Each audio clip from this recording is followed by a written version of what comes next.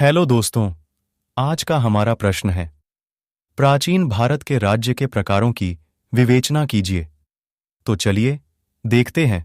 दोस्तों, प्राचीन भारत में सामान्यतया राजतंत्र का ही प्रचलन था, जिसका शासन सत्ता एक वंशानुगत राजा के हाथ में होती थी।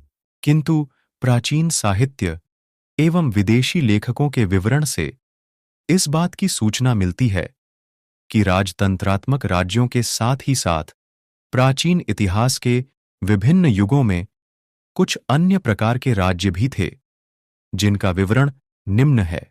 पहला है गण अथवा संघ राज्य।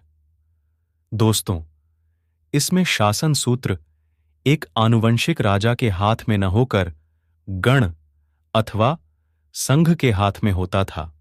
प्राचीन साहित्य में इस प्रकार के राज्य को वैराग्य की संज्ञा प्रदान की गई है। सिकंदर के आक्रमण के समय सिंध तथा पंजाब तथा बुद्ध काल में गंगा घाटी के मैदानों में कई गणराज्य विद्यमान थे। दूसरा है द्वैराज्य।